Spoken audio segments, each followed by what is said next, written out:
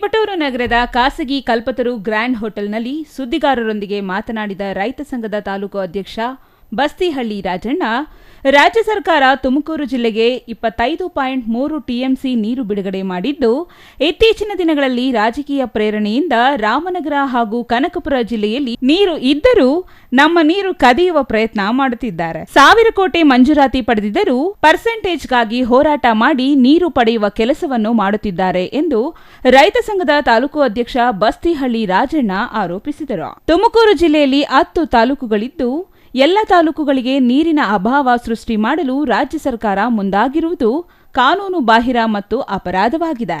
ನಮಗೆ 18 ಟಿಎಂಸಿ ನೀರು ಸಂಗ್ರಹವಾಗಿದೆ. ಕುಡಿಯುವ ನೀರು ಮತ್ತು ವ್ಯವಸಾಯಕ್ಕೆ ನೀರು ಇಲ್ಲದೆ ರೈತರು ಕಂಗಾಲಾಗುವ ಸ್ಥಿತಿ ಎದುರಾಗಿದೆ. ಇಂತಹ ಪರಿಸ್ಥಿತಿ ತಿಳಿದಿದ್ದರೂ ರಾಜ್ಯ ಸರ್ಕಾರ 2 ಜಿಲ್ಲೆಗೆ ನೀರು ಪೂರೈಸಲು ಮುಂದಾಗುತ್ತಿರುವುದು ಆತಂಕಕಾರಿ ವಿಚಾರವಾಗಿದೆ ಎಂದರು. ತುಮಕೂರು ನಗರ ಸೇರಿದಂತೆ ಎಲ್ಲ ತಾಲೂಕುಗಳು ಸ್ವಯಂ ಪ್ರೇರಿತ ಬಂದ್ಗೆ ಕರೆ ನೀಡಲಾಗಿದ್ದು, ಎಲ್ಲ ತಾಲೂಕುಗಳು ಸೇರಿದಂತೆ ತಿಪಟೂರು ತಾಲೂಕಿನ ಆಟೋ ಚಾಲಕರು, ಕ್ಯಾಬ್ ಚಾಲಕರು, ವಕೀಲರ ಸಂಘ ಸೇರಿ ಎಲ್ಲ ಸಂಘ ಸಂಸ್ಥೆಗಳು, ಅಂಗಡಿ ಮುಗ್ಗಟ್ಟು ಮಾಲೀಕರು, ಶಾಲಾ ಕಾಲೇಜು ವಿದ್ಯಾರ್ಥಿಗಳು, ರೈತರು ಬಂದ್ನಲ್ಲಿ ಪಾಲ್ಗೊಳ್ಳಲಿದ್ದಾರೆ ಎಂದು ತಿಳಿಸಿದರು.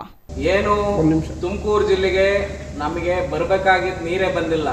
ಏನು 27 ಟಿಎಂಸಿ ನೀರು ಏನು ನಮ್ಮ ಕಾಲುವೆಯಲ್ಲಿ ಹರಿಬೇಕಾಯ್ತು, ಇದುವರೆಗೂ ಆ ಚಾನಲ್ ಶುರುವಾದಿಂದ ಇದುವರೆಗೂ ಹರಿದಿಲ್ಲ.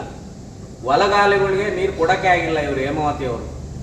ಆದರೂ ಸಹಿತ ಏನೋ ಅಲ್ಪ ಸ್ವಲ್ಪ ನೀರು ಬರೋದ್ರಲ್ಲೇ ಏನು ಬಲಾಢ್ಯ ಪಾಲಾಗ್ತಾ ಇದೆ ನೀರು. ನಾವು ಹೇಳ್ತಾ ಇರೋದು, ಯಾವ ಪಕ್ಷ ಇರುತ್ತೋ ಅವನು ನೀರು ಎತ್ಕೊಂಡು ಹೋಗೋದೇ ಆದ್ರೆ ಜನಸಾಮಾನ್ಯರ ಪರಿಸ್ಥಿತಿ ಎಲ್ಲಿಗೋಗಿ ನಿಲ್ಬಹುದು. ಹಾಗಾಗಿ ಬಲಾಢ್ಯ ಪಾಲ್ ನೀರಾಗಬಾರ್ದು. ಅವನ ಶಕ್ತಿ ಇದ್ದಾಗ ಅಷ್ಟೇ ನೀರು ತಗೊಂಡು ಹೋಗುವಂತ ಇದಾಗಬಾರ್ದು.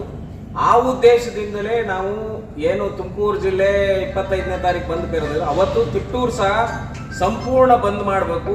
ಮತ್ತೆ ಯಾವ ತಿಟ್ಟೂರಿನ ರೈತ ಮತ್ತೆ ನಾಗರಿಕರು ಮತ್ತೆ ವಿದ್ಯಾರ್ಥಿಗಳು, ವಕೀಲರು, ವೈದ್ಯರು ಎಲ್ಲರೂ ಸಹಿತ ಭಾಗವಹಿಸಿ ಆ ಬಂದನ್ನ ಯಶಸ್ವಿಗೊಳಿಸಿ ನಮ್ಮ ನೀರಿನ ಹಕ್ಕನ್ನ ಪಡೆದುಕೊಳ್ಬೇಕು ಅಂತ ಈ ಮೂಲಕ ಹೇಳ್ತಾ, ಪತ್ರಿಕಾಗೋಷ್ಠಿಯಲ್ಲಿ ಹಸಿರು ಸೇನೆ ಅಧ್ಯಕ್ಷ ದೇವರಾಜು, ತಿಮ್ಮೇಗೌಡ, ಗಡಬನಹಳ್ಳಿ ಶ್ರೀಕಾಂತ್ ಮತ್ತಿತರರು ಹಾಜರಿದ್ದರು.